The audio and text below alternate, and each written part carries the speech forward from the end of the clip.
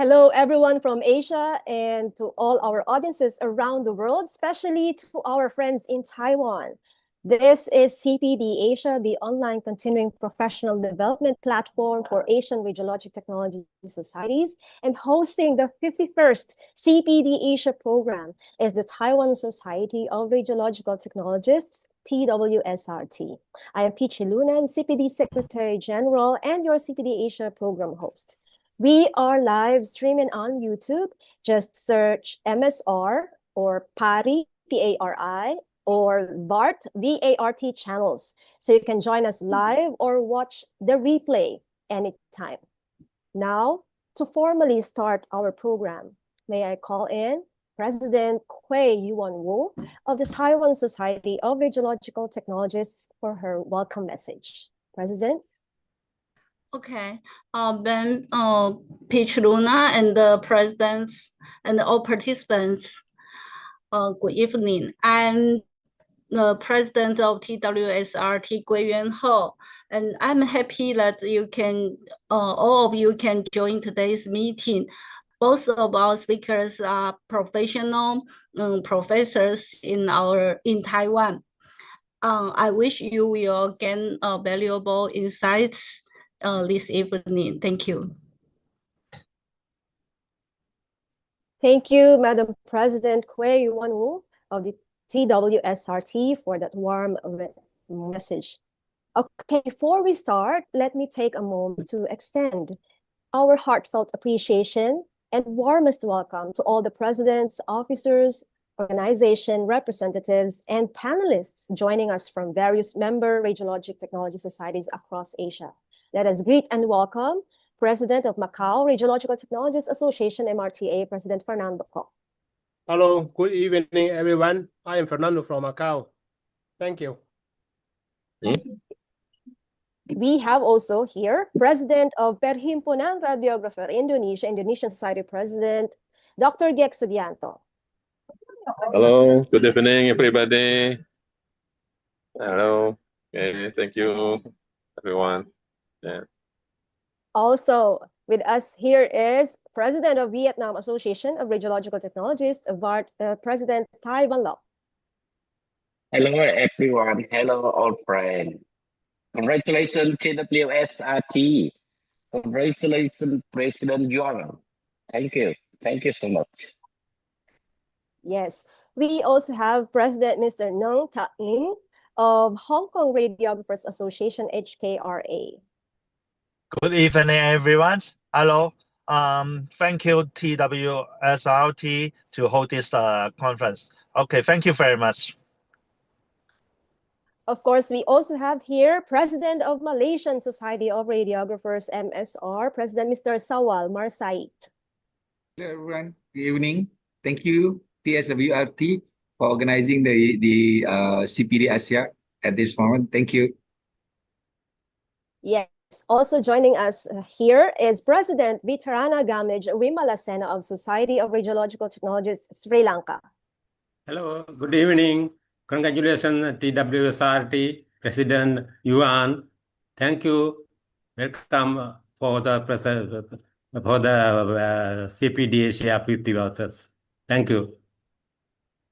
We also would like to say thank you to the received greetings from President Chu Wan-Yuan-Tu of Taiwan Association of Medical Radiation Technologists, to Singapore Society of Radiographers President Denise Chu. We also received greetings from President Sophie Lee of the Association of Cambodian Radiological Technologists, from President of Palestinian Association of Medical Radiation Technologists, President Mohammad Abdel Ghani, from Indian Society of Radiographers and Technologists, President Mr. Mohan Lal Bhagwat, President of Japan Association of Radiologic Technologists, Mr. Katsuhiko Ueda, and President of Philippine Association of Radiologic Technologists, President Ruben Lorenzo. So before, and also we have here joining us our panelists, Sir Nelson Won from Hong Kong. Hello. Yes. To Adi Susanta from Indonesia, and Putu Irma also joining us here in this program. So thank you very much, dear presidents and officers and our panelists. They will be joining us again later during the Q&A session. But before I give you our moderator, may I humbly request to please open your camera for a short photo opportunity. Smile.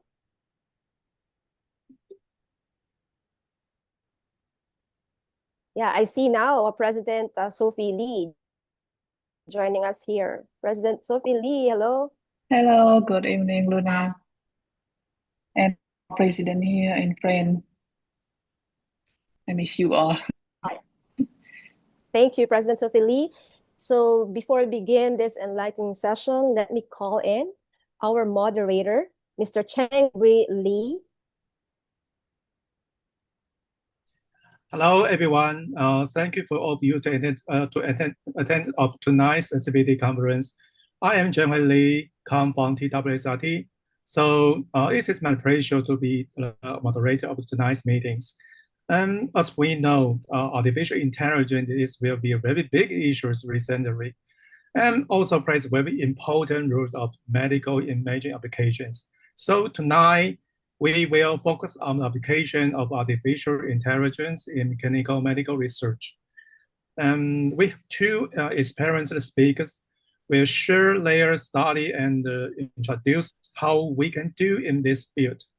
So now let's welcome the first speaker, Professor Lu Jiafeng, come from Yangming Jiao Tong University.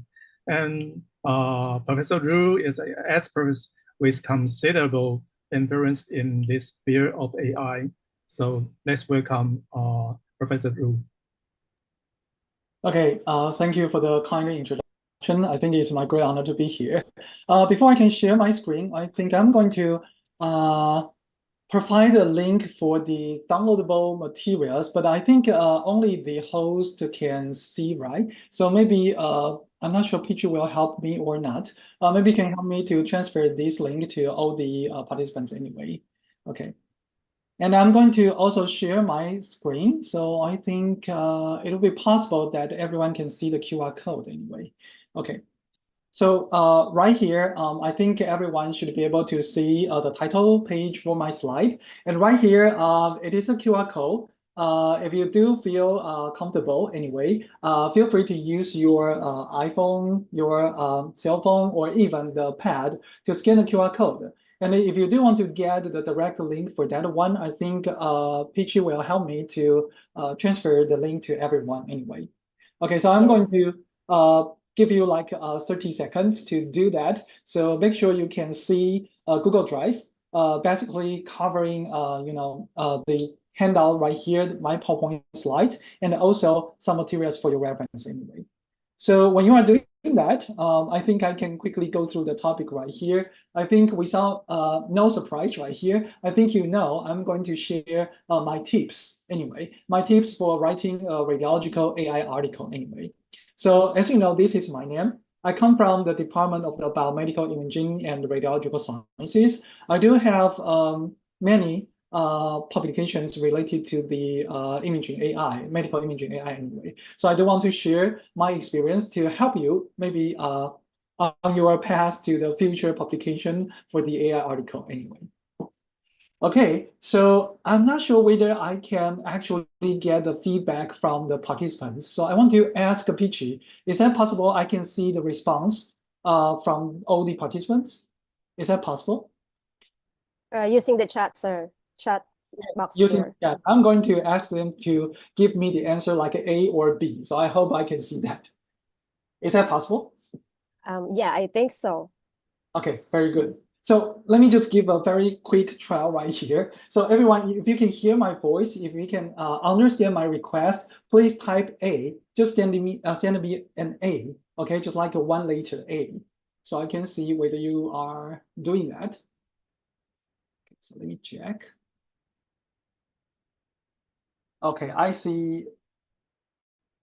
I only see the host and the guest. I'm not sure the regular participants. Let me check with the IT team. Okay, okay. So help me to do that. I know we have like over 400 participants online anyway. So if I can actually see the response from all of them, that would be good.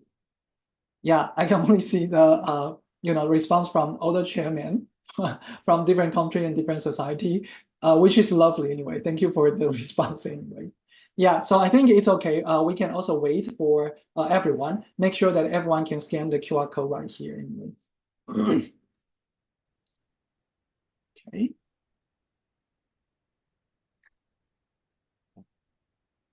Okay, so maybe when we are waiting, I can say something more about today's topic anyway.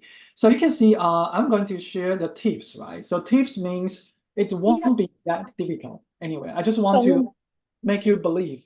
I don't want to show you, the formula, the difficult way to write an AI article.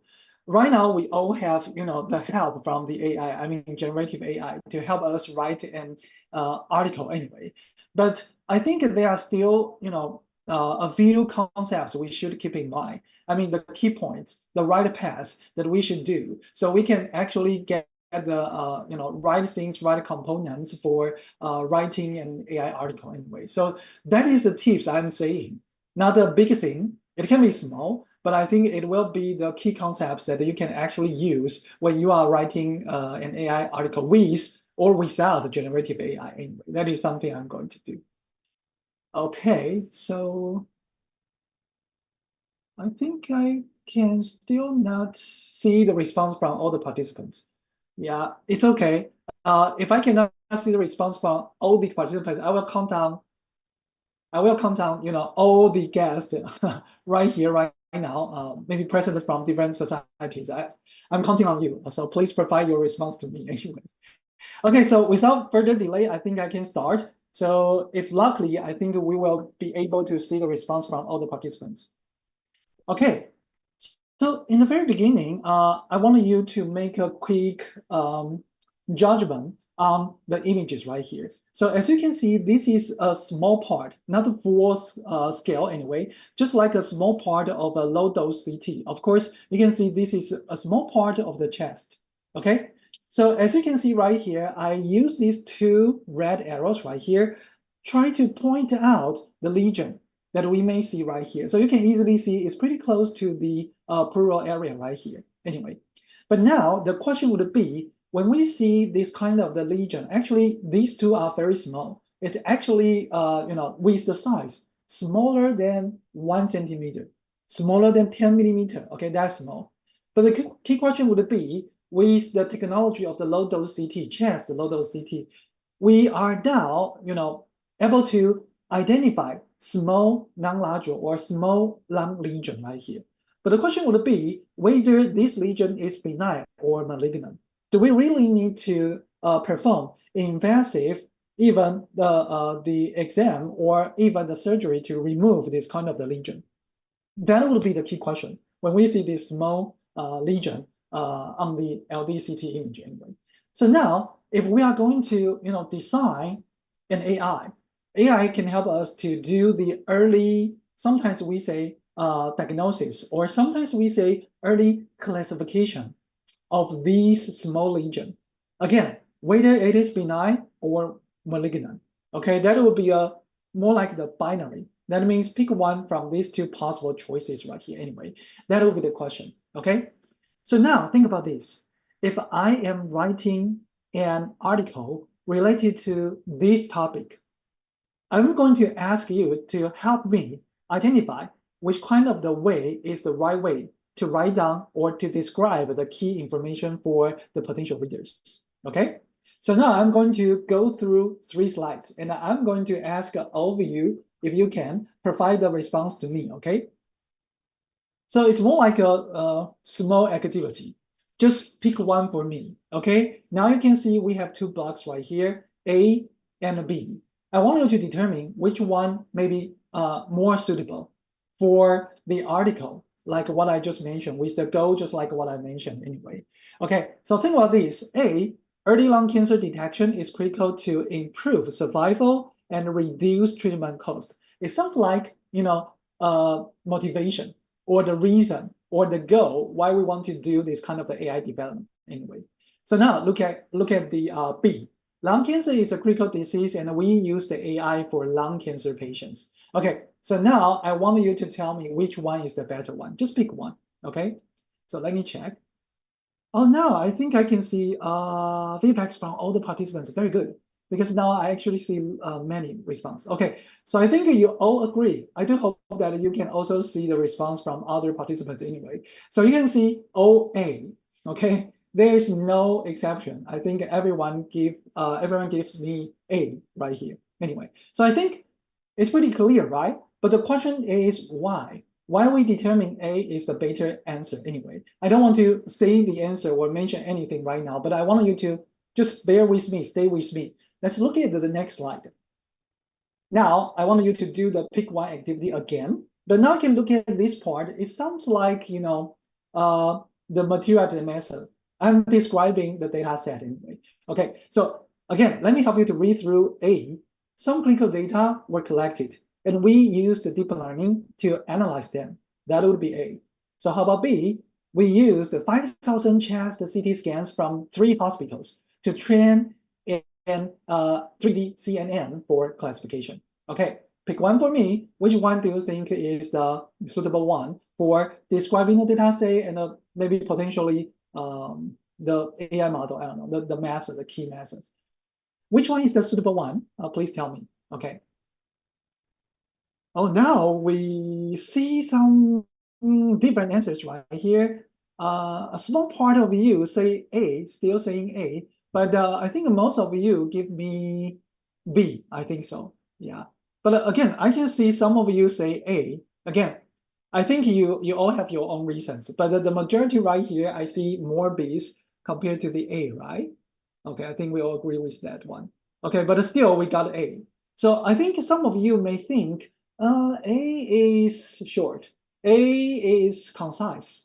But think about that. If we are writing a journal article anyway, we need to actually provide precise information. Of course, this is just like a short example, so maybe not that precise anyway, but still, we need real number.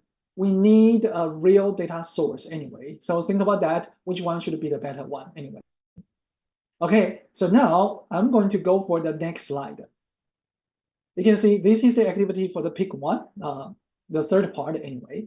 Now, we actually we are looking at the part mentioning about something like the model performance, how reliable it is, or how can we validate the model performance anyway. Okay, so let me help you again, A or B. So A, let me read through this. External validation showed an accuracy of 0.91, and a GradCam confirmed the models focus on tumor regions. Okay, so how about B? The model performance was good, and the findings were interesting. Okay, so help me. Pick one. You think that would be the better version of the model validation, or even the persuasive way to help us understand the model is really good enough anyway. Okay, so now I see lots of A. It's very interesting when you are going to pick the A, there's no hesitation. Oh, I see some B's right here. Okay, few B's right here. Okay, but again, the majority right here would be A, right? Yeah, I think most of you say A right here. Okay, very good, very good. So now I think I can feel confident to say you are all here. I mean, all in the conference room. Stay with me. Very good. Okay, so let me give you a short summary about what we did right here. Okay, so you can see we actually go through 3 important parts for an AI article. You can see we start from the very first part. That would be, again, I think the better answer would be this one. That is a block A. We can see we are trying to describe why this AI model development is that important, right? So the disease itself with early detection, that is critical and important. It can actually improve the patient survival or even reduce the treatment cost anyway.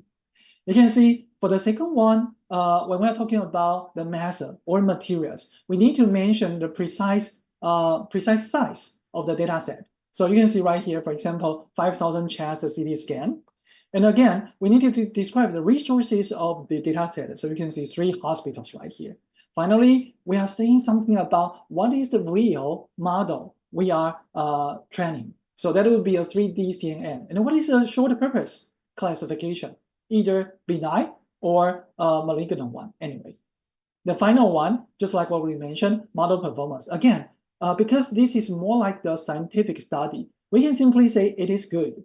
We need to actually provide a number. And believe it or not, the one who can really say it is good enough would be the reviewer. Okay, the reviewer will determine whether they are going to recommend for the accept of the paper or not, right? So what we are doing right here, we simply provide a real number, okay? An accuracy of 0.91.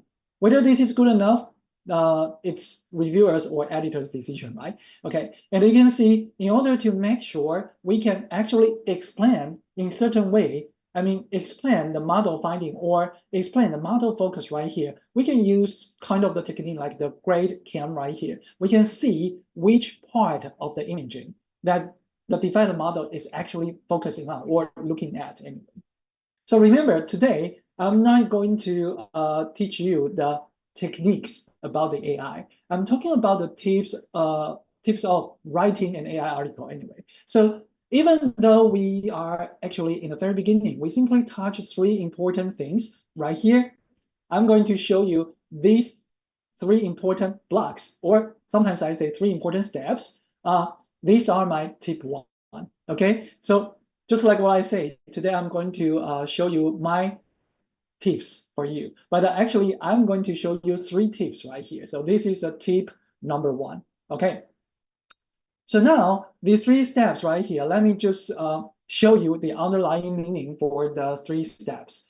The very first one, I think when we are writing an AI article, we need to clearly define the clinical problem. And the most important thing is we need to show why this clinical problem or why the goal of this study matters. Okay, that is the key. So sometimes we say the significance or the importance, or we can say clinical relevance of the study. That is the step 1. We need to think about that. For the second step right here, we need to describe a data set. Not only the data set, also which kind of model design we are going to use. We need to describe these 2 things, sometimes together, sometimes separately. But remember, you need data so you can train a model. Even you have the data so you can test the model. You can confirm or validate whether the model is good enough or not. So sometimes you may use a very, very big model design, but you don't have sufficient number of the images or scans. Then we will believe you'll fail. You don't really get a good result from this kind of pair, So describe the data set and with a proper model design to accommodate this kind of data set to actually extract important message information and make the right decision. That is a very important part for the second step. Okay, so that is the step number 2. You can see it's more like the materials and the method anyway. For the final step right here, again, if you really want your reviewers, editors, or even readers to believe the model is reliable or good enough, you need to validate it.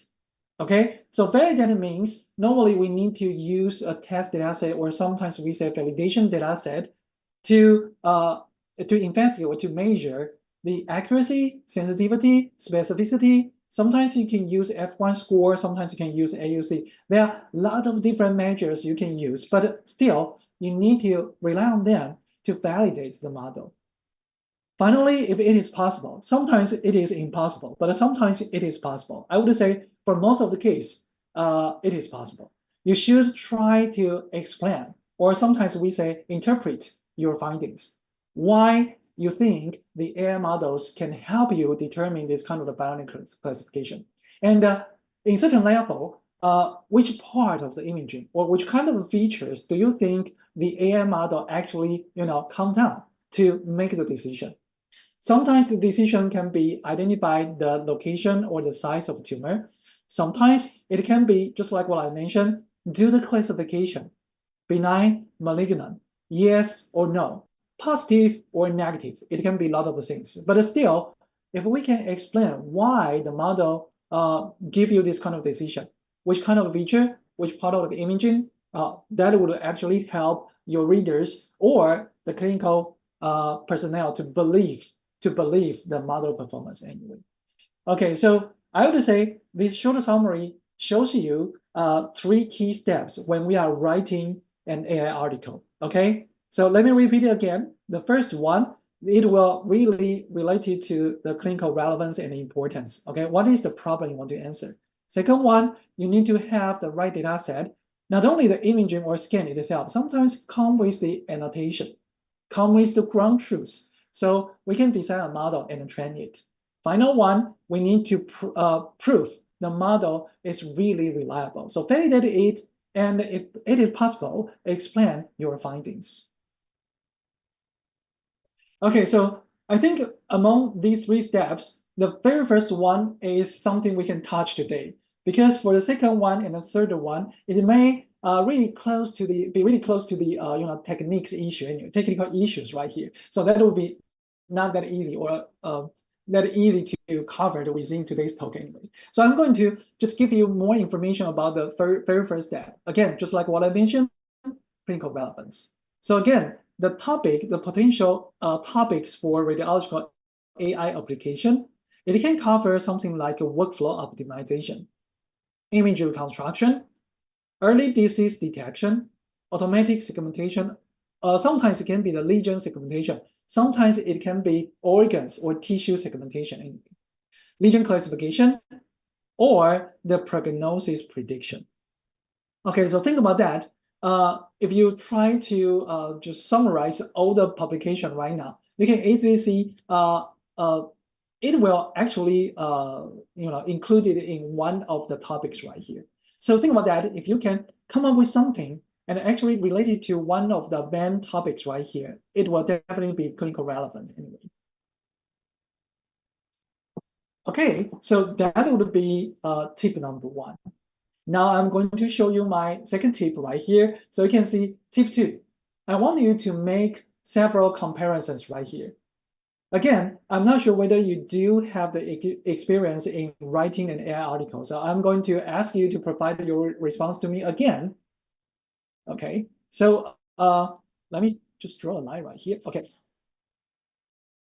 So now I want everyone to help me. If you do have experience, in publishing at least one imaging AI article, can you just type 1 for me?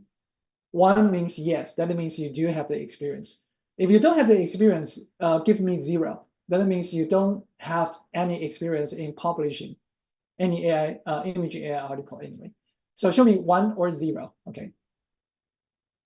Okay, I see 1, 1. Just think of 1 right here. And lots of zeros right here, which is good. I would say this is good because that is the reason why we need this kind of a CPD, right? So we can communicate, we can interact, we can share our experience to you anyway. Okay, so I would say based on what I have right now, most of the response should be 0, right? Okay. Yeah, it's okay. I see a sad face right here. 0 comes with a sad face from Peachy anyway. Yeah, it's okay, Peachy. And yeah, I think almost 0 right here anyway. Yeah, so it's okay. It's totally okay. I think that is the reason why we are here. So think about this. Because we don't really have the previous experience in AI-based imaging article writing anyway. So I'm going to help you have these kind of comparisons. I'm going to compare the conventional medical imaging articles with the AI-based medical imaging article. So I try to identify the differences between them. So maybe next time when you do have the opportunity to write an AI-based imaging article, you will figure it out, okay? So I think I do have 6 issues right here. So let's start from the research objective right here. So now look at the left-hand side. That will be the conventional imaging article anyway. So normally for the conventional article, we use certain kind of the technique. So normally it comes with the aim to investigate the imaging features of diseases. Of course, for one article, it can be one of the diseases. For example, the Alzheimer's disease, or it can be tumor, or it can be certain kind of the inflammation anyway, just one kind of a disease. And normally we are talking about if we can use this kind of the imaging technique, what is the diagnostic accuracy we can get, or even maybe the article is talking about new image technique. So maybe which kind of the benefit can be brought from this kind of image technique. I think that is the conventional image article anyway. So now let's look at the AI-based method, or AI-based article anyway. So now you can see, normally we come with a clear goal, okay? Normally the AI is designed to improve, for example, diagnostic or prognostic accuracy. For example, just like what I mentioned in the very beginning, if there is a human doctor looking at the LDCT imaging, just like what I showed to you, again, the human doctors can actually make a decision. No matter whether it is accurate or not, the clinical doctors need to make their image diagnosis. That means they need to determine whether it is more like the malignant one or benign one. Okay, if the human doctor think this can be the malignant one, it will write down something like it is suggested to receive, for example, advanced imaging or maybe other kind of the invasive exam to confirm the malignancy of the lesion anyway. But remember, the reason why we need AI, because we want to improve something. Of course, human doctors can make their decision, but we want more accurate one. We want better accuracy. Sometimes it can be, improve the efficiency. We want to reduce the workload for the human doctors or even the technicians anyway. So that would be to improve the efficient case. Sometimes it can be full automation. For example, you input an image. You want the AI to actually identify, not only identify whether there is a lesion or not. Maybe you want it to, automatically contour or segment out the lesion. So that means the human doctor doesn't need to do anything before AI process anyway. So that will be automation. But remember, still we need the human doctors to approve the decision made by the AI anyway. So you can see the research objective can be very different. Normally AI will do something that maybe the human doctors can do, but we need to make it better. So it will come with diagnostic or prognostic accuracy, efficiency, or the automation. Okay, so the next point right here would be the data description. So again, let's first look at the conventional one. Normally, the conventional imaging article will focus on the case selection criteria, clinical characteristics about the data set, and imaging scanners, because we want to report all possible detailed parameters so the future team or future users can actually replicate this kind of the image acquisition or something. So how about AI?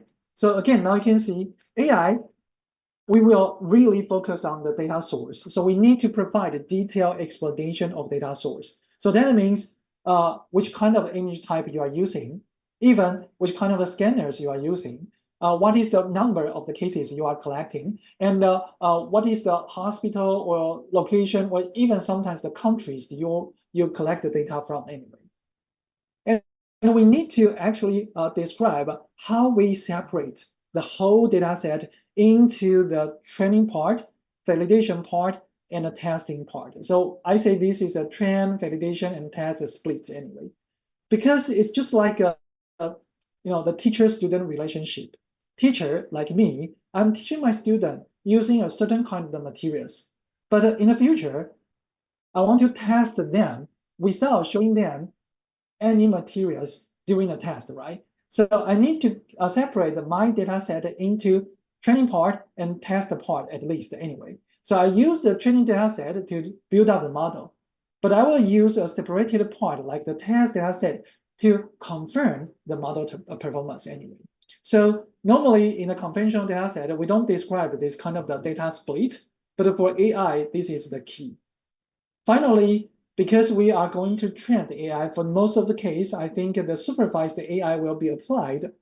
That means we need to tell which kind of the materials or the ground truths we are using to train the model.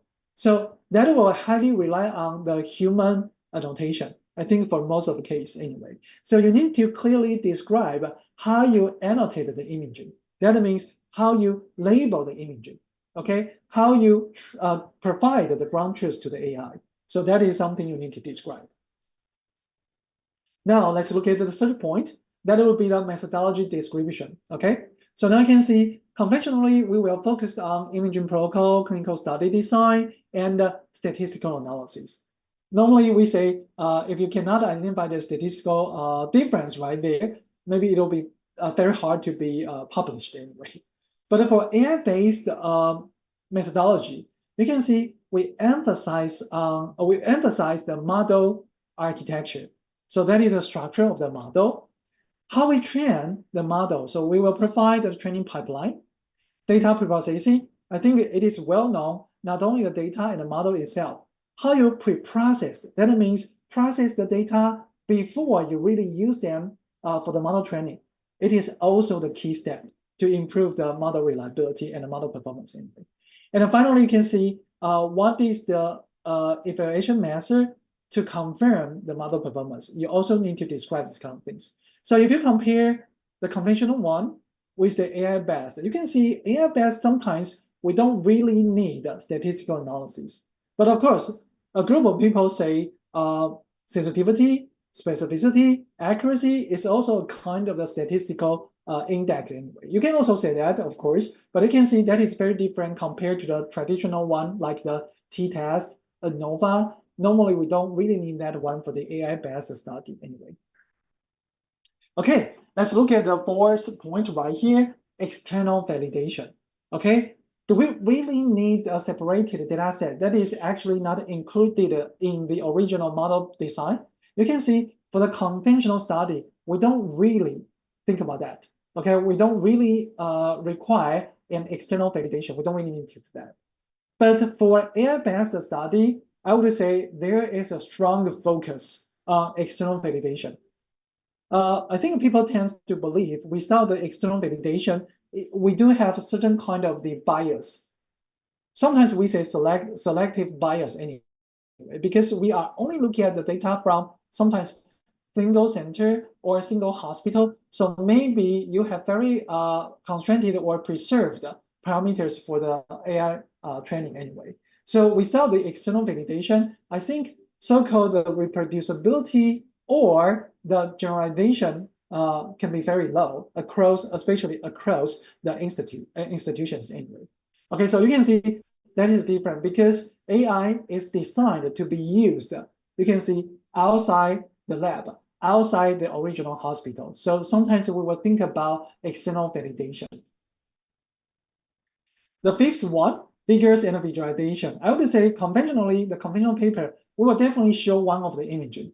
We will show the summary of the statistics or even the tables to show which kind of the feature give you the significant difference between two groups, like the healthy group and the patient group anyway. That is the conventional study. For the AI-based study, you can see we have so-called ROC curves. That would be receiver operating characteristics curve anyway. Or sometimes we say precision or this kind of a curve anyway. I would say ROC or PR, it may be unfamiliar for maybe most of you, but don't worry about that. It's just kind of the curve to describe the sensitivity, specificity, or reliability or accuracy of the model performance anyway. Conversion metrics, normally it is very useful for the classification topic. It can show the real class and compare it with the predict class. So that is something we can use. And then finally, just like what I say, if you can explain the model, for example, the model's focus, for example, using the grade cam, that will be a huge help. So I would say compared to the conventional one, sometimes we don't really show the original imagings for the AI-based study. All we cared about would be the model performance, reliability, or how the AI treat this kind of the imaging. That would be the main difference right here. But remember, I'm not saying we don't really, I'm not saying we cannot display original imaging for the AI-based article. We can do that. But again, you can see lots of the AI-based article, they don't show any original MR or CT imaging, but still they got published anyway. The final point for the tips 2, you can see the discussion. So again, conventional studies, we will always discuss the sample size issue, study design, or interreader variability anyway. But for AI-based article, normally we discuss the generalization or overfitting risk. That means the data bias anyway. And also, how can we explain the model? So interpretability anyway. So you can see that would be very different focus for conventional one and the AI-based article anyway. Okay, so for now, I think you learned 2 tips. Of course, for each tip, we learn 3 steps for the tip 1. We learn 6 key points for the tip 2. So I do hope that you can keep these important tips, these 2 important tips in your mind. So I can give you the exercise. I know all of you are actually sitting in front of your own computer or pad anyway. So maybe you can do this. So let me show you how to do this. How to do this kind of an exercise. Remember, we have tip number 1. I'm talking about the 3 key steps, right? And again, I'm talking about tip 2, the second one, the 6 characteristics of the AI studies, right? So how can we use, for example, generative AI? I think everyone is using generative AI right here. If now you don't have the ability to write an AI article, that is totally fine. How about we start by saying something about reading AI articles? If you have the ability to read an AI article and identify this important information right here, I would say in the near future, you should be able to write down your own AI article anyway. So I'm going to show you how to do that. Actually, in my slide for this page, you can see if now you are looking at the tip 1, 3 key steps, right? You can actually use the generative AI. For example, I'm going to take the notebook LM as the example right here. Anyway, so what you can do right here, I try to show you the command, or you can say prompt, that you can actually use it to the notebook LM right here. Okay, so let me show you how to do this. But I think I need to switch to my whole full screen. Okay, this one. Okay, so now you should be able to see actually right here. Let me see. Oh. Okay, let me check this. You can still hear me, right? Okay, I do hope so. Okay, so now you should be able to see my screen right here. So if you did download the materials that I provided to you, you should be able to see this one. Sorry, it should be the today's date. Yeah, this one. This is the, again, the handout that I provided to you. That would be the PowerPoint slides you are looking at. And there are 3, I think labeled as the 01, 02, and 03. These 3 are AI articles right here. And I would say the very first one is actually published in Chinese, because this is from the Taiwanese society anyway. And the second one and the third one are actually published in English. So the reason I include the Chinese one, I just want to let you know, even you include the article that are published in your mother tongue, your mother language, it is also okay. Because nowadays generative AI can handle more than, I think, 20 or 40 languages easily, right? Okay, so what I can do, I'm not sure whether you have the experience for the notebook LM anyway, but if you don't have, I would say maybe you can Google it, YouTube it anyway, you will find out the way to do that. But right here, I'm going to show you this one. You can see this is my notebook LM. I actually input these 3 articles into the notebook LM. So let me show you, for example, the second one, okay? Let me take the second one as an example. If I actually open this one, okay, you can see this is simply the article that actually published by my team.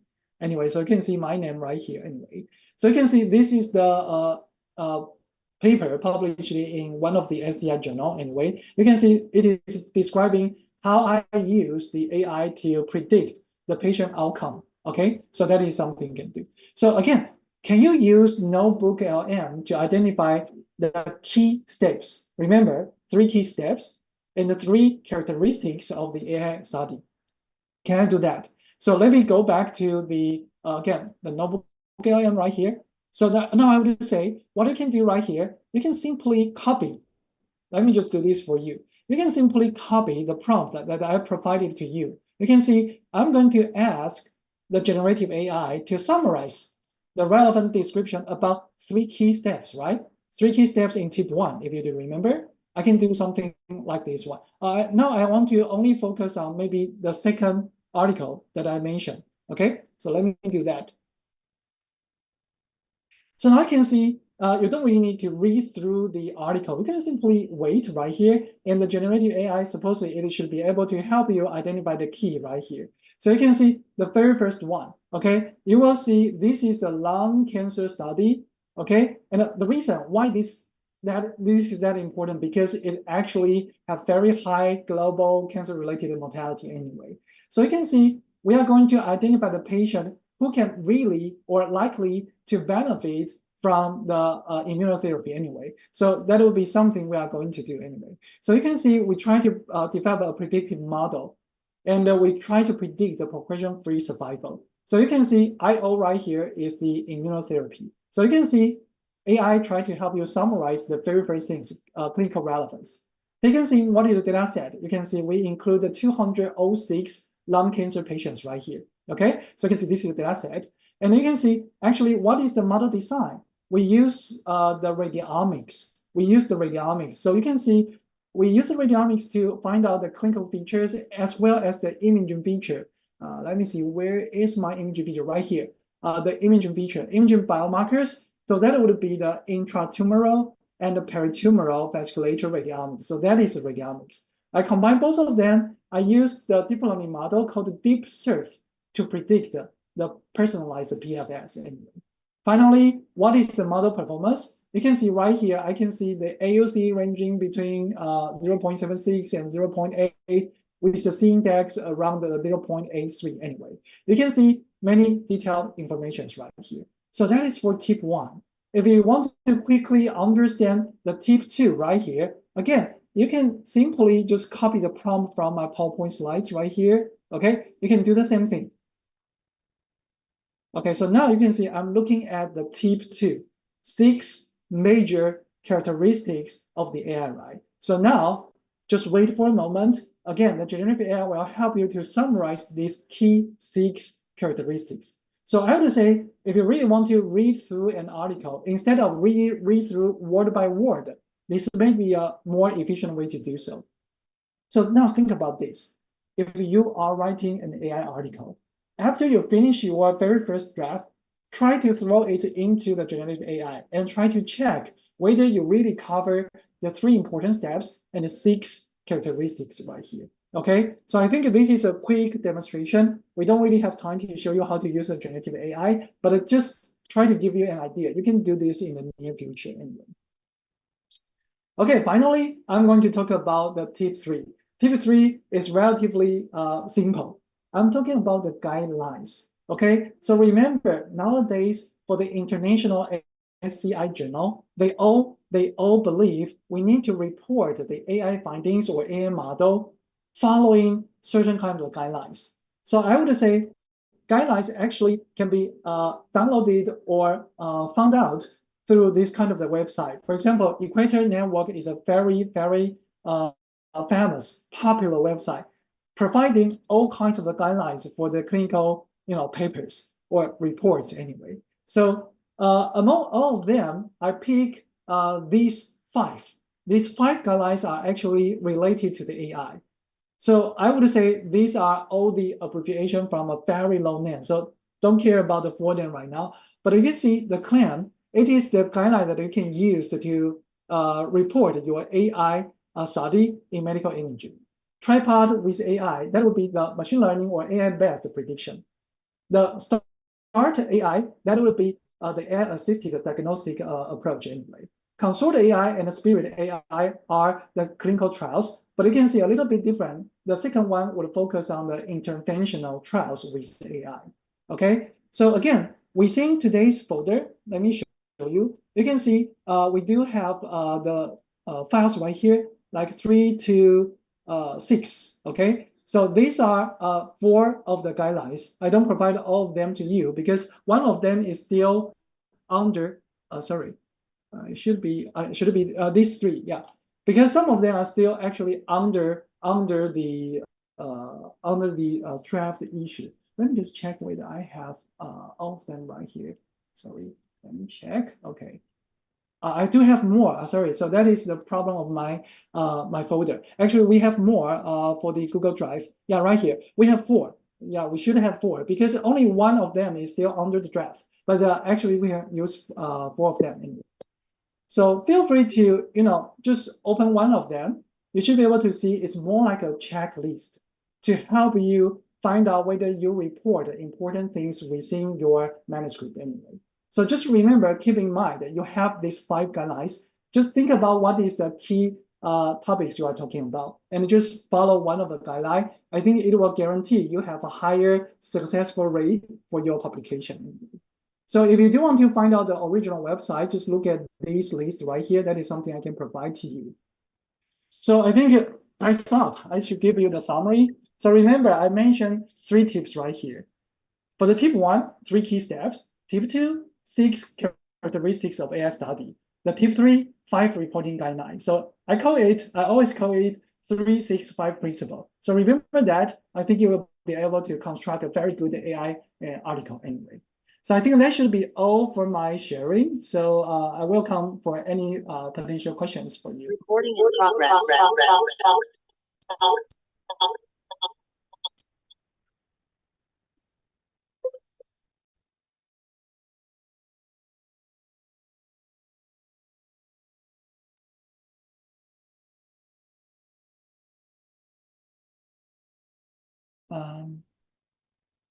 So I think I should hand the microphone back to the moderator, right?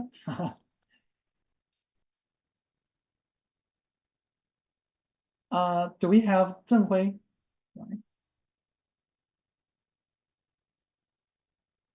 It's okay. You can continue your presentation. Yeah, I've already finished my presentation. I mean, now I'm happy to receive any question from the audience anyway. Yeah, so maybe I can give you like 1 minute. If you have any question, feel free to propose that in the chat box, or I think they can also turn on their microphone, right? I'm not sure. Peachy, is that possible? I'm gonna check with the IT team. Yeah, it's okay. So anyway, just would you like to receive questions now, or we can do that day after? Oh, okay. Maybe later. Okay. I think I need to leave like 10 minutes for the Q&A anyway. Yeah, so if we do have another time for the Q&A, I think, yeah, I can say something more about the guideline because I'm pretty rushed for that point anyway. Are you going to leave now, or? No. Staying? I can answer the question after next Q&A. Okay. Yeah, so things I still have time, right? So I think I can just finish the introduction of the guideline because I don't think I have time, so I say it very quickly anyway. So just come back to the guideline. I want you to look at this part. So remember, we do have several guidelines right here. When you are using one of the guidelines, I wanted to make sure something. You can see the items right here. You will see, for example, this is the part for the abstract. And this is the item or the short description. So you need to, for example, identify this is an AI study, and you should report the methodology. You need to specify the category of the technology. It can be the deep learning. It can be the machine learning. It can be support vector machine. It can be random forest. It can be many different things anyway. So you can see for this kind of the checklist, you should provide the page number. Okay, the page number of the manuscript. And sometimes they will ask for the line. So it can be the, for example, first page, the line 10 anyway. So the reviewer or reader should be able to easily find out the information specifically or exactly on the page or line you describe anyway. Okay, so if this is something like no, that means you don't really describe this kind of required item. I would say that will be a big drawback for the reviewer. So make sure you can provide as many as possible.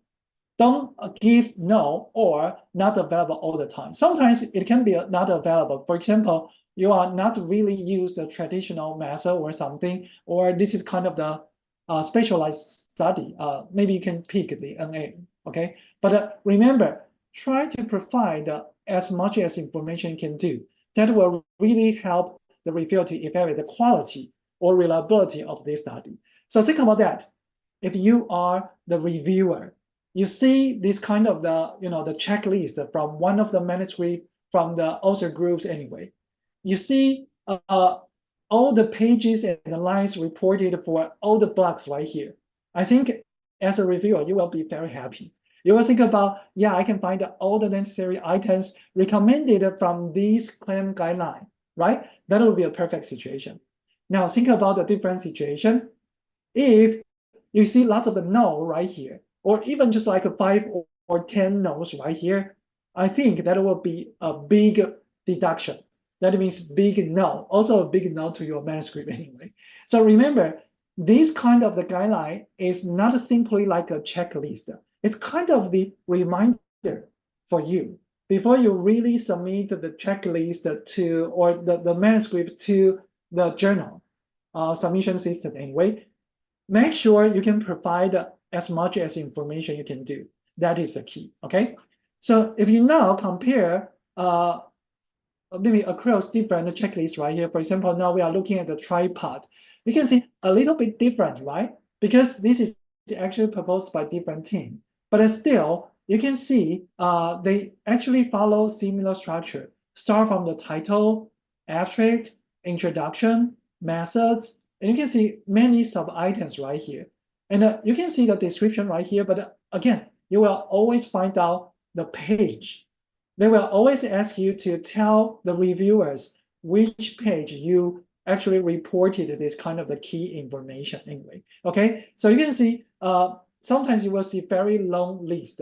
Sometimes you see the short one. But remember one thing, for each checklist, for each guideline, you can always find the article to support this kind of the checklist. So for example, you can see this is the original article, okay? Talking about why and how they design this kind of the guideline or the checklist anyway. So if you want to find out detailed information, you can feel free to go for the original article. So again, if you don't want to find that by yourself, you can just visit the website that I provided to you, okay? So remember, if you are an imaging AI study, I think you can easily find out at least one of the checklist you should be able to follow.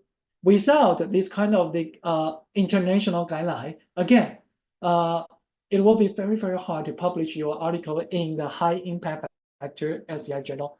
That would be the key one. That would be the key or top part you should deal with anyway. Okay, so just remember, following what I mentioned for the 3 tips right here, the tip 1, just try to help you quickly organize your manuscript, your very first writing anyway. But when you try to dive into the details, tip 2 will help you to figure it out. So 6 key characteristics, keep that in mind.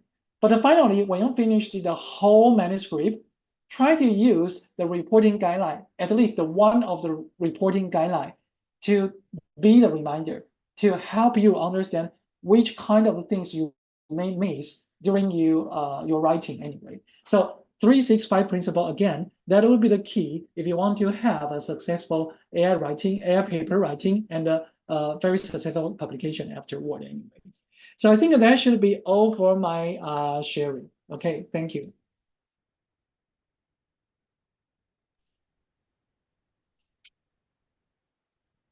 Okay, thanks to Professor Lu for his very excellent and very interesting and interactive presentations.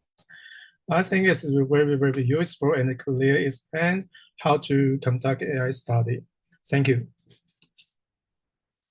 Okay, the second speak, we will invite Professor Lin Yujun, the director of Linkou Changgen Hospital, Department of Radiologic Diagnosis. And Professor Lin is specialized in MRI technologies with many years of clinical experience in radiologic diagnosis and medical radiologic technology. He also is an expert of AI. So let's welcome Professor Lin.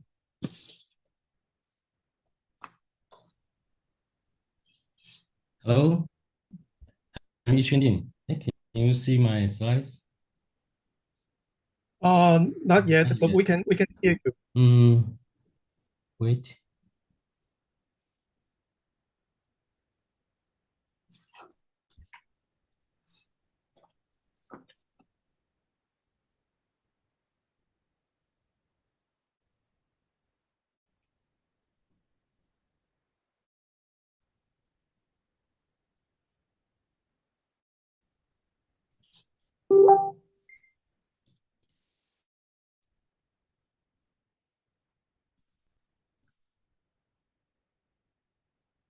Is it okay now? Yes, we can see. Oh, okay. Hello, everyone. I'm Lin from Taiwan, TWSRT. It's a great honor to be here at CPD Asia today. I will share the topic about AI-driven tumor segmentation and the radiomics in cancer MRI. As a radiological technologist and educator, I believe our role is important in this area. Beyond capturing the imaging, we now contribute to the AI-based workflows that enhance the diagnosis and the patient care. In this session, we will start by understanding the basics of radiomics in cancer MRI. Then we review the key MRI sequences often used in oncology. Next, we will go through the typical radiomics workflow and explore AI techniques for automatic tumor segmentation. Finally, we will reflect our evolving role as radiological technologists, how we contribute to the accuracy, the consistency, and the clinical impact of AI integration in the imaging. Radiological technologies are key to the high quality oncology MRI. We ensure consistent artifact-free images and the standardized protocols. This supports both clinical care and AI development. By providing a reliable data set and clear communication, we help drive the radiomics forward. And let's review the key MRI sequences used in oncology. The T1 weighted images shows the anatomy, usually the fat, the contrast, and the uptake of the tumor. The T2 weighted images highlight the fluid, the edema, and often the cystic areas. The DWI and ADC help us to assess the tumor cellularity and monitor the early treatment response. So these are the most commonly used and essential for diagnosis and for the radiomics analysis. The diffusion weighted imaging, or DWI, is sensitive to the motion of water molecules within a tissue. In healthy tissue, water moves freely, showing low signal on DWI, but in tumors, where cells are densely packed, water motion is restricted. So this is the restriction caused the high signal density in DWI. The ADC, or the apparent diffusion coefficient, provides a quantitative measure of diffusion. Tumors typically show low ADC values due to the high cellularity. The inverse relationship between the DWI and the ADC is a key concept. Together, the DWI and the ADC are valuable for detecting tumors, assessing the grade, and monitoring the treatment's response. So what is radiomics? Radiomics is the progress of transforming the medical images into the measurable data. Each MRI image is made up of voxels, the tiny units that contains variable signal information. From these voxels, hundreds of quantitative features can be extracted, including the shape, the intensity, and the texture, and so on. This figure illustrates that the radiomics workflow. Image features are extracted, then combined with the clinical or genomic data for deeper analysis. These features may reveal insights into the tumor heterogeneity, the tumor microenvironment, and the underlying biology. By uncovering the patterns not visible to the naked eyes, the radiomics becomes a powerful tool for precision medicine and personalized treatment planning. Radiomics involves several key steps that turn the medical images into the predictive data for clinical use. The first step is the image acquisition and the pre-processing of the medical images. The standardized protocols are essential to ensure that image quality is consistent and reliable. The second step is image segmentation, where the tumor origin of interest is outlined. This can be done manually or semi-automatically, or with fully automatic AI tools. Then comes the feature extraction and selection.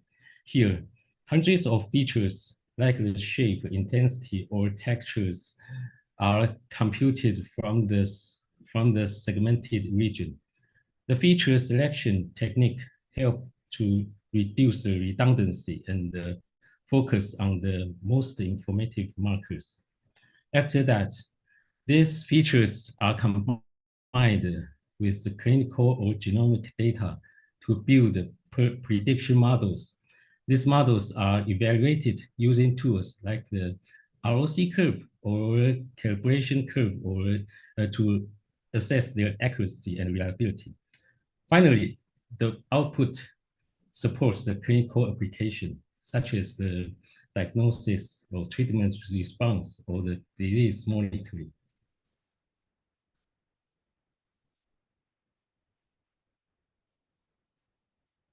Radiomics features fall into three main types.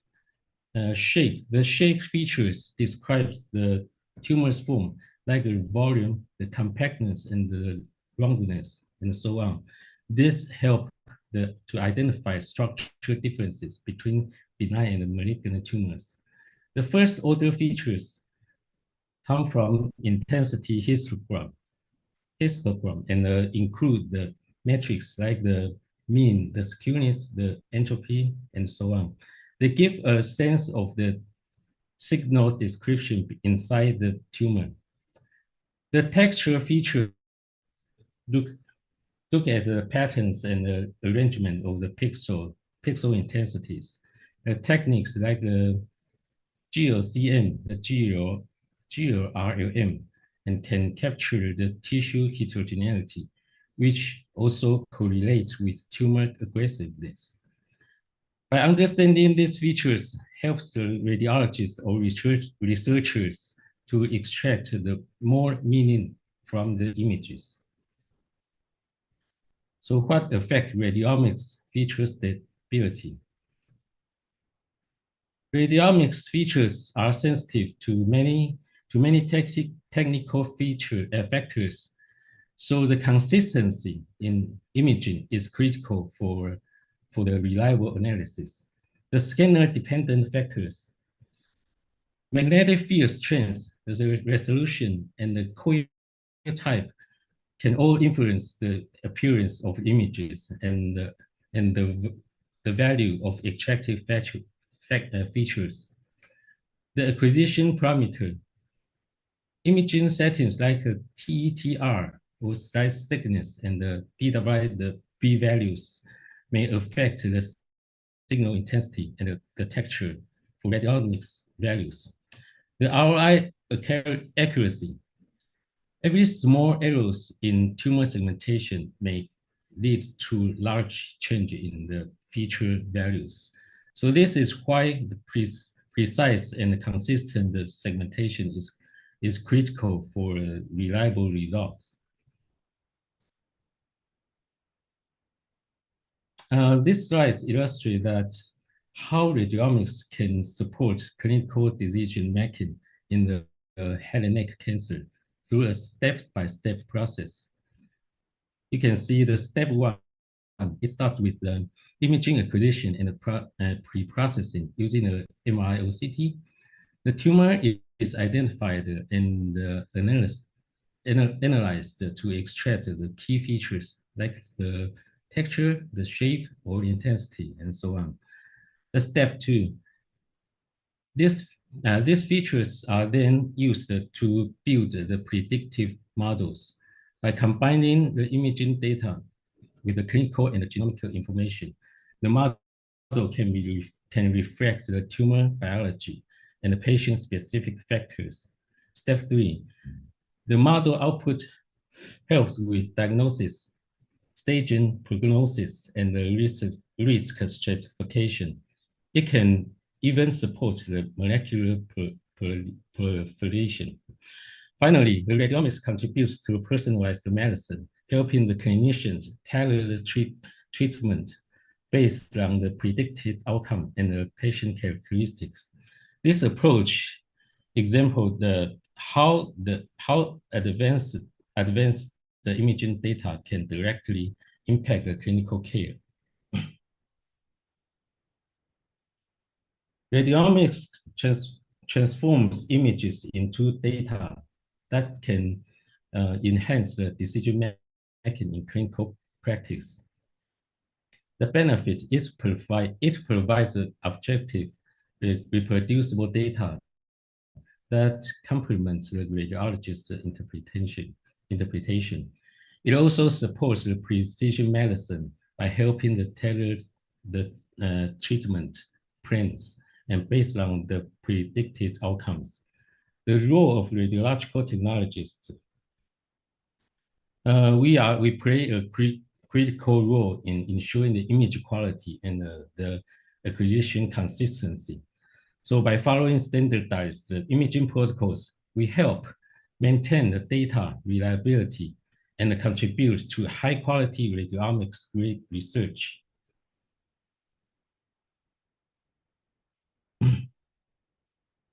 So tumor segmentation is how we translate images into the quantitative data for cancer evaluation. By outlining the tumor size, the shape, and the location, we provide essential input for accurate diagnosis and the treatment planning, including the radiation therapy. This step forms the foundation for radiomics and the AI analysis. It also allows us to monitor the tumor changes over time, such as the response to therapy, which is critical for the assessing treatment effectiveness. Most importantly, this work in segmentation influences the prognosis prediction and the clinical decision-making of treatment.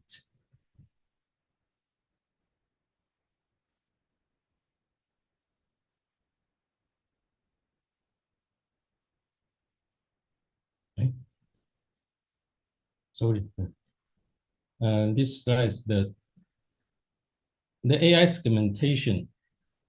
So why do we need AI for the tumor segmentation? The manual segmentation is time-consuming and can vary between different people. It is not always consistent. So that is why AI comes in. With AI, we can segment tumors faster and more reliably. The deep learning models can recognize the complex patterns that may not be obvious to the human eyes. So this allows us to process the large amounts of imaging data efficiently and ensure the consistency, both of which are essential for radiomics and the clinical decision making.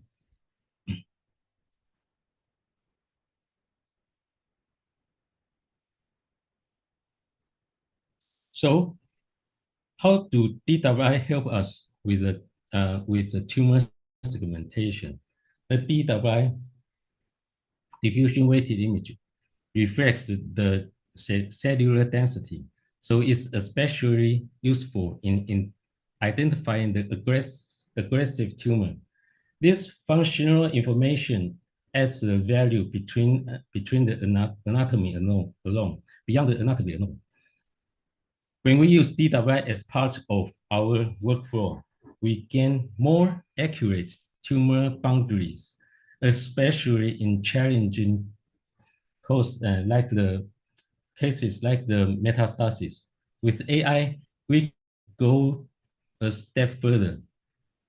Models trained on DWI data have shown the improved performance in segmentation tumor automatically, saving the time and enhance the diagnosis precision. This image shows that the AI-generated segmentation can closely match the manual annotations, but with more consistency and the speed, which is critical when we are monitoring the treatment response.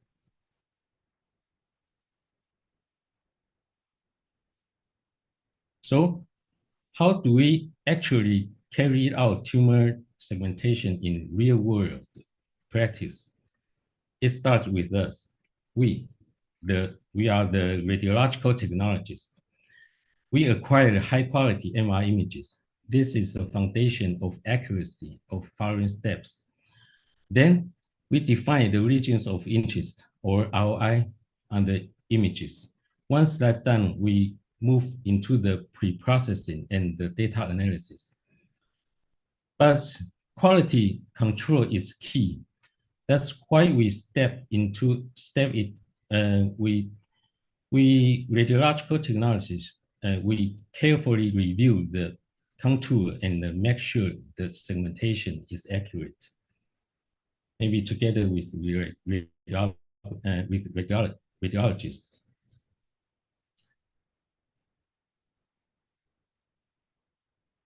As we step into the AI-assisted segmentation, it helps to understand the model behind the scenes.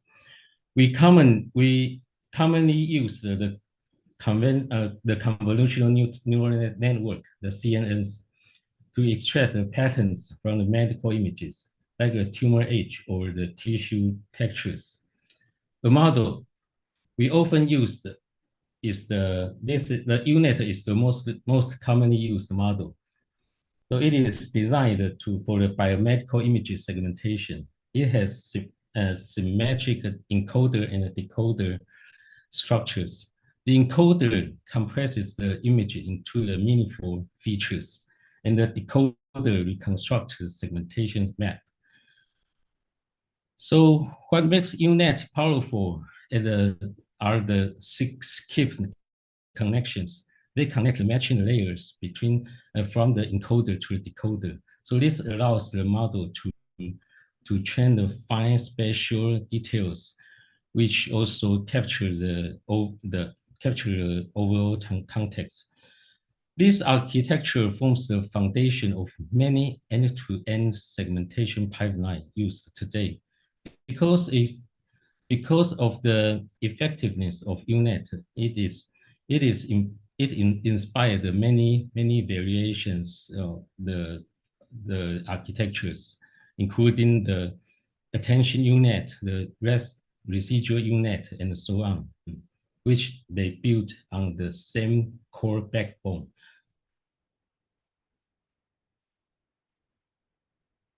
To build a reliable segmentation model, we need to follow a structured pipeline, starting from data and ending with deployment.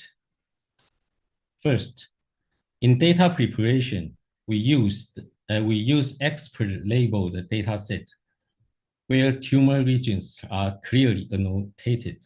To improve the model robustness, we apply data augmentation, like flipping the rotation or adding the noise to images. Then we come the model training. We use the loss function like the dice loss, or the cross entropy to guide the learning. A portion of the data is reserved for validation. That helps us to fine-tune the hyperparameters and avoid the overfitting. As a radiological technologist, we understand that this process helps us to collaborate more efficiently in AI model development and validation. Once we build the segmentation model, we need a reliable way to measure the performance. There are many quantitative metrics available, but here are some I take 3 of the most commonly used here. The dice similarity coefficient, DSC, it measures the overlap between the predicted region and the ground truth. A value close to 1 indicates better agreement. The IOU intersection over the union also measures the overlap, calculated as the ratio of the intersection area to the union of both masks. The HD Hausdorff distance evaluates the boundary accuracy by measuring the greatest distance between the edge of the predictive and the true region. It is useful for detect the shape discrepancies. So let me share a few examples of my research to illustrate what we have done working on. And in this project, we explored how diffusion-weighted imaging, diffusion-weighted MRI, particularly the ADC values, can serve as a non-invasive biomarker in gynecological oncology. On the left, we see that ADC can help differentiate tumor origin and grade. Patients with cervical or endometrial cancer now show a distinct ADC distributions across different levels of tumor differentiation.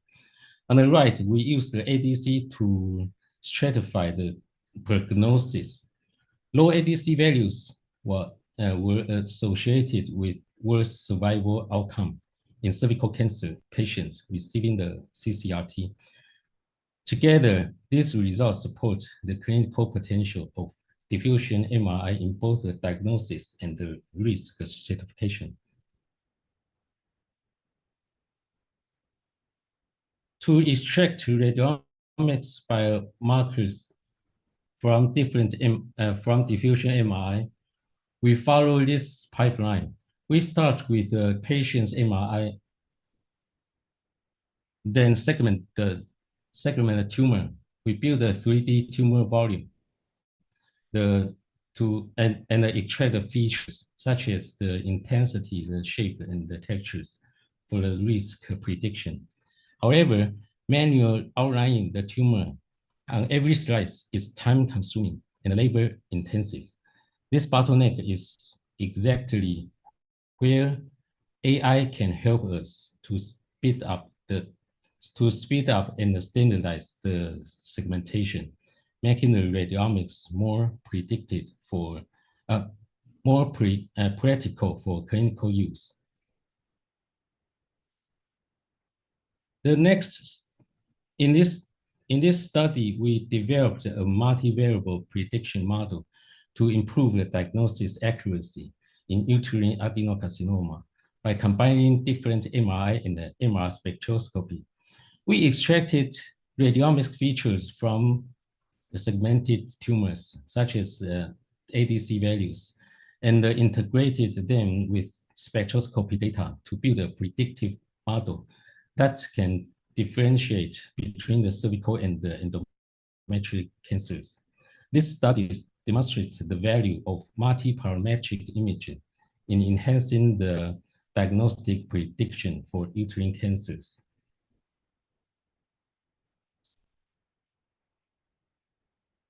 And in this study, this is the first study to apply the deep learning for fully automatic tumor segmentation in cervical cancer using the diffusion MRI.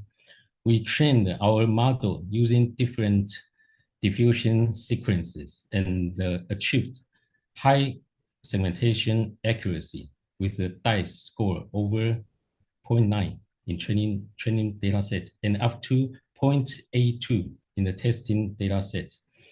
The automatic method also enabled reliable extraction of radiomics features, as shown on the right figure. Most features demonstrate strong reproducibility, and especially those based on the shape and the first-order features. This study highlights how deep learning can improve the segmentation process and generate consistent features for further analysis.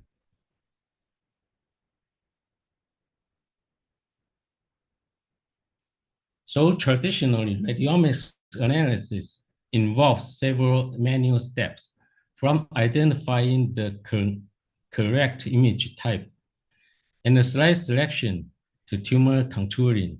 These manual processes can be time-consuming and the labor-intensive, and introduce the variability between the rater.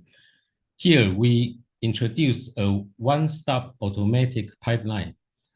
Starting from DICOM image input, the system automatically identifies the image type, select the appropriate slice, segments the tumor, and extract radiomics features. So this did all the way to the therapy response and the prognosis prediction. This fully automatic pipeline not only saves time, but also enhances the consistency of the extracted features, making it feasible for widespread use in clinical application. So here we tested whether a model trained on the cervical cancer can be transferred to the uterine tumor. And yes, it worked. The more uterine data are added, the better the performance. This study shows that how the transfer learning can help us to deal with the limited data, especially for the rare cancers, and still build strong and reliable models. The hypopharyngeal cancer are challenging to segment, even for experienced radiologists. We compared multiple deep learning models and found that the deep level V3 Plus achieved the highest accuracy, particularly for small tumors. This model enhanced the precision in difficult cases and may support more consistent radiomics analysis.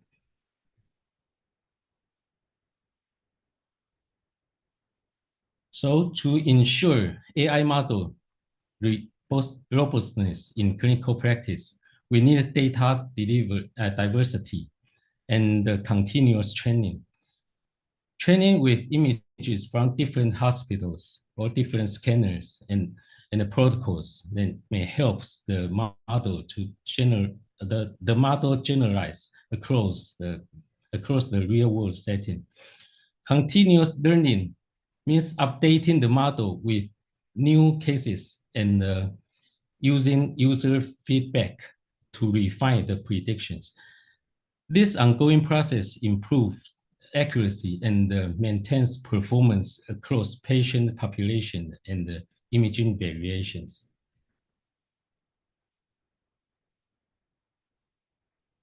So the radiological technologies play a key role in making the AI segmentation clinically effective. First, we contribute high-quality standardized imaging, which are essential for the robust model training. Then we help check the AI-generated contours, point out the errors, and suggest corrections, making the AI results more reliable and ready for clinical use.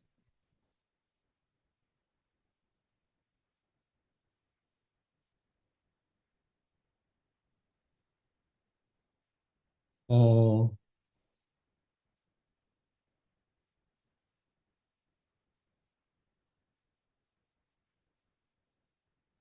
okay.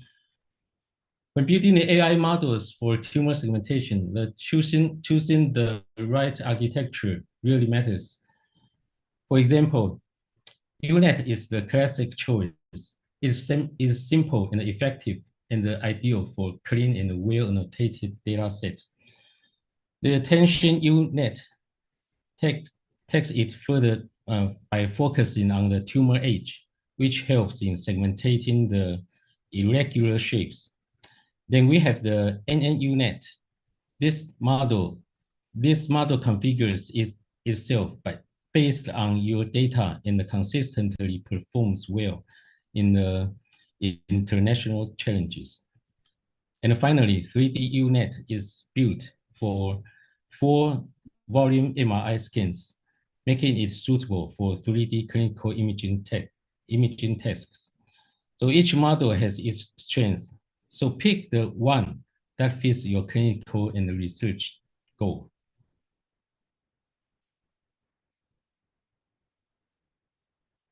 To train a reliable segmentation model, several key steps are essential. Finally, at first, we need precise pixel level annotations as ground truth. Then we apply data augmentation, like the flipping, the rotation, or intensity shifts to simulate the real world, the variability. Cross-validation helps test the model across subsets of data, reducing the risk of overfitting. And finally, we optimize the loss function. The dice loss is commonly used because it aligns well with the segmentation accuracy. This practice helps us ensure the model generalizes well across new and unseen cases.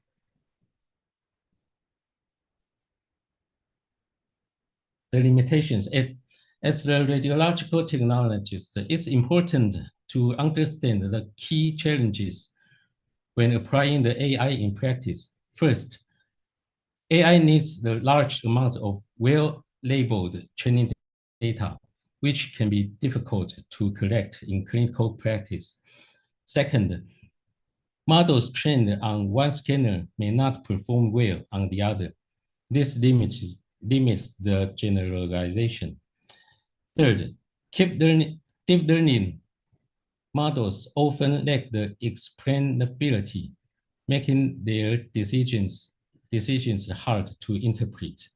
So that's where the radiographers or radiological technologists play a critical role to ensure the image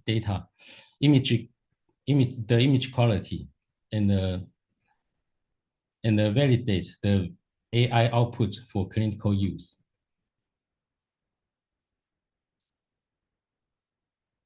To explore the radiomics and the AI further, there are excellent open source tools and the public dataset available.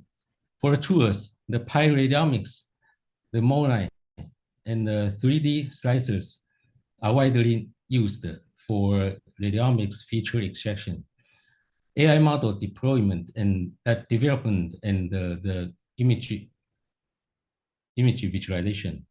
For the data set, the BRATS provide annotated brain tumor scans. It's great for training and testing segmentation model. And the TCIA offers a large collection of multi-center imaging data. And the acronym ACRN-NSCC is a valuable data set from the clinical trial. It's focused on the head and neck images, head and neck cancers. These resources are a great starting point for the practical learning and the model development.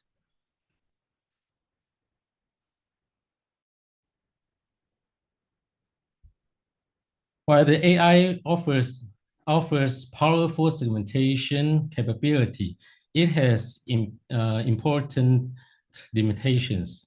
On the technical side, poor image quality can significantly reduce the accuracy. Also, models may overfit to specific data sets, limiting the performance on the new or varied data. The workflow issue. Automatic contours are not always accurate. They still need human validation to ensure the clinical reliability. As radiological technologists, we play a vital role in the success of AI in imaging. You are the data gatekeeper. Your work ensures the quality and the consistency of the imaging AI models we rely on. The radiomics needs the standardization. Small changes in scanning protocols can impact the results, so your workflow directly affect the reproducibility. And lead the AI era. Stay engaged through training, research, and collaboration to help shape the responsibility and the effective use of AI in clinical practice. Together, we move from the image insight to insight. Finally,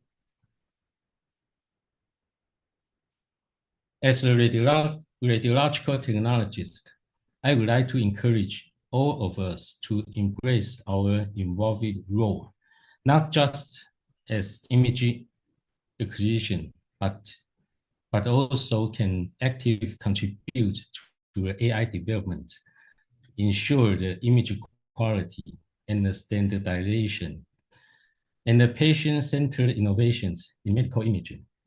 Thank you.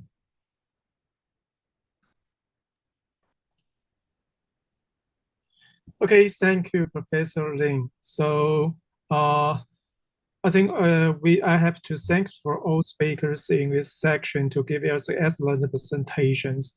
And now we are going to the question and answer part. So if you have any questions, please ask speakers now. Okay, I think we have three questions online for Professor Wu. Okay. Professor Wu. Yeah, I can answer the question anyway. I actually copied the question into the file, so I think I can share my screen so it can better help everyone see the question. Let me do this. Okay. So I think everyone can see my screen right now. For the right-hand side, okay. For the right-hand side right here, you can see these are the questions that are proposed from the Zoom. So I'd like to answer the question one by one anyway. So first question is actually proposed by the Feka from Malaysia anyway. So again, thank you for the question. I think you mentioned something about developing AI or even the radiomics is, again, it's in a very beginning stage. So sometimes it will be very difficult to, really get the external data set or external validation. I think I fully understand that point. Even in Taiwan, it is not always that easy, especially when we are dealing with novel technique. For example, just like what we did, we want to predict the potential treatment outcome after the immunotherapy for the lung cancer. I have to say the data set is not that easy to collect. And especially when we are talking about external data set, different hospital may have different strategy, and maybe they are using different medication for the immunotherapy anyway. So again, we have to admit that sometimes we don't have external validation data set anyway. So again, you mentioned something about if this is kind of the critical part. If you don't provide the external validation, the reviewer may turn you down, may not accept your paper. How can we respond to that point? I would say again, if the novelty of the paper is not provide or proposed a worldwide applicable or generalized model, I think external validation won't be the main focus. I would say that. So if you do think the novelty of the model is the key, I think you can clearly state this is the very first test on the model architecture, or this is the very first paper to test the feasibility of the model. So that is the key point for that one. So again, even I say the external validation is the strong focus, but again, if you are doing the clinical trial, or if you are developing a model that can be applied in clinical practice, maybe external validation is the key. But if it is really in the early phase of your study, I think claim your novelty, claim the innovation of the model design or application design anyway. I think that is good enough. So if you really have the chance to look at my publication, you can see actually, I think more than 80% of my publication actually come without the external validation anyway. So again, depends on whether you want to test the model is visible for a certain question, or you really want to apply the model in the clinical application. For the later one, you definitely need external validation. That is something, okay? So again, don't think you don't have the external validation data set, you won't be accepted by the journal anyway. It is not true. So it depends on the situation. So I fully agree with you. Try to identify the novelty of your study. Try to enhance it, strengthen it, then maybe the reviewer can understand it anyway. Okay, so this is my response for the first question. I think the second and the third question come from the same participant, the Hidayat from Indonesia anyway.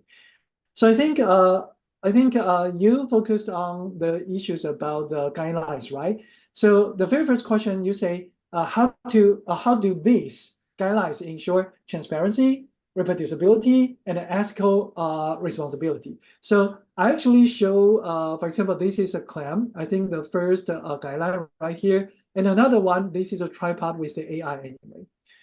Again, even though they may design with different purposes, I mean, focus on, for example, diagnostic purpose, prediction purpose, or even for the clinical trial purpose anyway, they still share similar structures for certain items.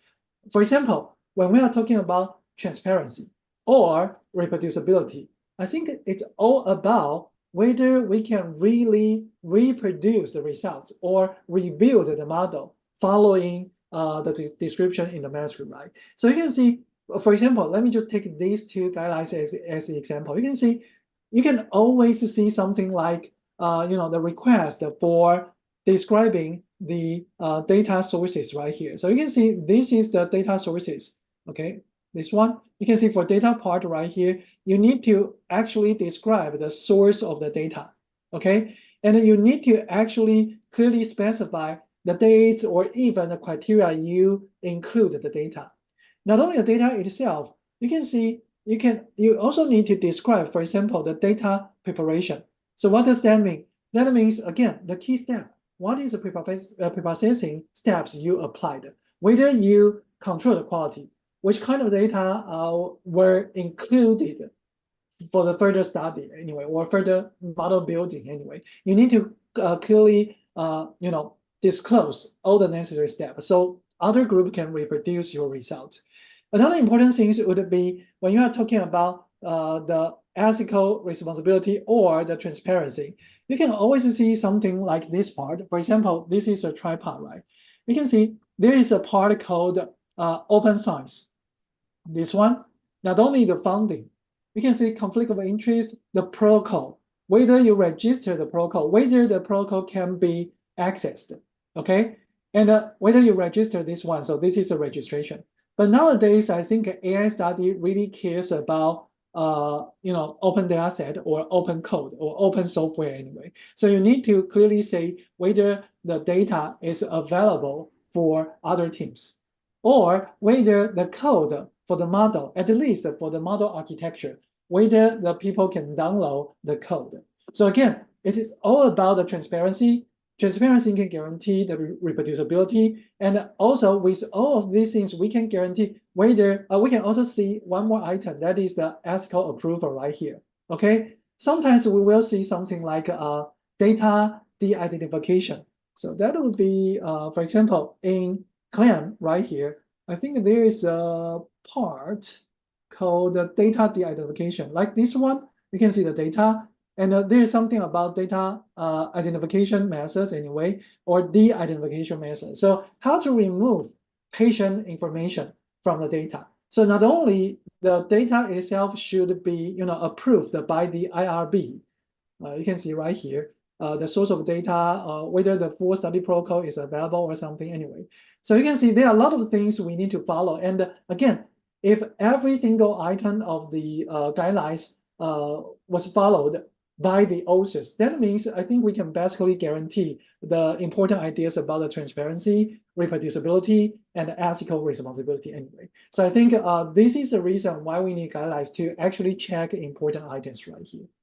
So for your second question, you say how to determine which guideline is appropriate for the one, right? So just like what I shared on the slide anyway, there's 5 different guidelines actually designed for different purpose. So let's think about this. If you want to, you want to predict, for example, the patient survival, like how many years can the patient actually survive after the treatment? That would be something like prediction, right? That means you want to predict the future event. So for that case, you need to go for tripod. So if we look again at the tripod right here, let me do this again.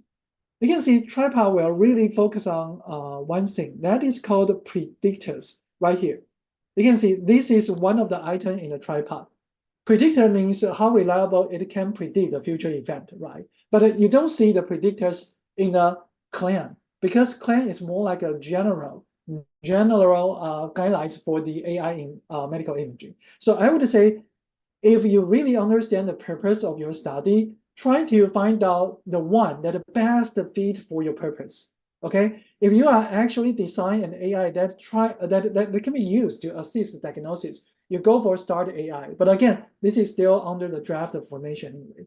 But if you want to again design a randomized trials because you think now the technique is good enough, it can be applied to the clinical trial to prove it can be used in clinical environment anyway, you will go for consort AI or spirit AI. But again, depends on the purpose. If this AI is actually kind of involved in the interventional trials, okay? For example, to guide a guide wire or to help you do something during a surgery, it's kind of the interventional trials anyway. I would say go for the spirit AI. So I would say we don't actually use multiple guidelines during our submission anyway. We just pick the one that fits best to your study purpose anyway. So come back to your original study purpose, identify the one, and find out the best one. That would be a strategy to use one of the guidelines. Okay, so that would be my response to the proposed question. Thank you. Okay, thanks, Professor Ru. This is very important and very useful information from you. So if they have any other question for today's speakers.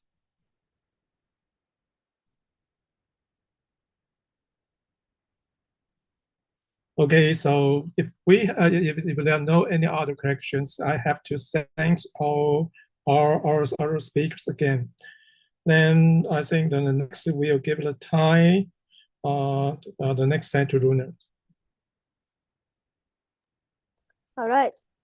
Thank you, dear society presidents, to our panelists, of course, to our moderator, Mr. Cheng Li, to our two excellent speakers from TWSRT, who recently gave insightful presentations and sparkled lively Q&A, to Professor Liu Qiufeng and to Professor Yu Chun Lin. We have learned so much from your very interesting discussions. We hope to hear from you again next time.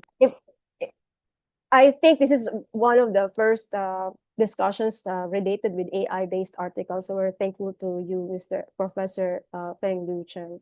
So interestingly, before we officially close today's session, we are excited to share a glimpse of what's coming next. Our upcoming CPD Asia program for August will be hosted by Perhimpunan Radiografer Indonesia, Indonesian Society of Radiographers, or PARI. And to give us an invitation, please welcome Mr. Yusuf Iskandar. Hello, Pichi. I'll be taking from Putu Irma. Yeah. Hi, yeah. Thank you, Pichi. So hello, everyone. My name is Irma. And on behalf of the Indonesian Society of Radiographers, we would like to welcome you all to the upcoming CPD Asia. And we are proud to host the next CPD that will take place on the 23rd of August at 9 a.m. Jakarta time. And the topic for the next CPD is multimodality approach to pediatric oncology diagnosis. So we've invited distinguished keynote speakers who will be sharing their insights and expertise on these important subjects. So we warmly invite you all to join us for the next sessions, and we're looking forward to your participations and seeing you all virtually. Thank you, Pichi. Over to you again. Thank you, Putu Irma. So as we wrap up today's program, we would like to express our sincere gratitude for the support of VT Healthcare Vietnam, all our Zoom sponsors. A big congratulations and thank you to our host for this session, the TWSRT, with leadership of President Keyun Woo. We also deeply appreciate the ongoing cooperation of the CPD Asia IT team and the unwavering support from all our presidents here, all our officers who help bring you engaging CPD Asia sessions every month. Of course, above all, we extend our heartfelt thanks to all of you, our registered participants and our live audience in YouTube. Your presence and enthusiasm made this online CPD Asia program a true success. So again, I warmly invite you to join us again for the next CPD Asia session next month. I am Peachy Luna, your host, saying thank you, everyone. Thank you, TWSRT. We'll see you next month. Thank you. Okay, thank you. See you Okay. next Madam month. Chan, Bye. likewise. Bye. Everybody everyone. next Good night. month. Bye. Thank you, Bye. Professor Good night. Liu. Thank Good you, Sir night. Cheng Li. Bye.